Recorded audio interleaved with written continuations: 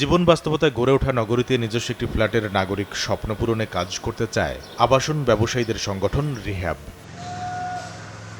সংগঠনটির 2026-28 মেয়াদের নির্বাচন শেষে দায়িত্ব গ্রহণের পর বুধবার প্রথম বোর্ড সভায় এমন আসার কথা জানান রিহ্যাব নেতারা। তবে এজন্য নাগরিক চাহিদা, ব্যবসায়ীদের দাবি আর নগর সৌন্দর্যকে আমলে নিয়েই ডিটেল এরিয়া প্ল্যান চায় সংগঠনটি। 3.5 কোটি টাকা জমির মূল্য, আমি ফ্ল্যাট পাচ্ছি 6টা। জমির মূল্য আর সাইনিং মানির জন্য কিন্তু একটা ফ্ল্যাটের কস্টিং পড়ে যাচ্ছে 70 লাখ টাকা।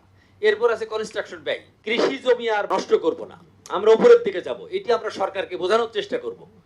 এটি যদি আমরা বোঝাতে সক্ষম হই এবং শহর তলিতে যদি যাই, metro rail, elevated express way হচ্ছে, সেগুলো হলে আমরা আশা করি ফ্ল্যাটের মূল্য সাধারণ মানুষের জন্য আমরা 40 থেকে 60 লক্ষ টাকার মধ্যে 1012 বর্গ ফুটের ফ্ল্যাট দিতে পারবো। এ সময় গ্রাহক বান্ধব হওয়ার পাশাপাশি ক্রমবর্ধমান ব্যয়ের চাপ সামলে নিয়ে রিহ্যাবকে ব্যবসা বান্ধব সংগঠন হিসেবেও গড়ে তোলার কথা জানান তারা।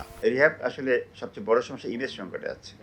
আমরা চাই এটা ইমেজটাকে পুনরুদ্ধার করতে। একই সাথে আমরা বলেছি যে এটাকে ব্যবসা বান্ধব করতে হবে আমাদেরকে, কারণ আমাদের দিন শেষে মেম্বারদের যদি ব্যবসায় কমফোর্ট দিতে না পারে তাহলে আমাদের এখানে বসা না বসা ডাজ নট ম্যাটার, কিছু যায় আসে না।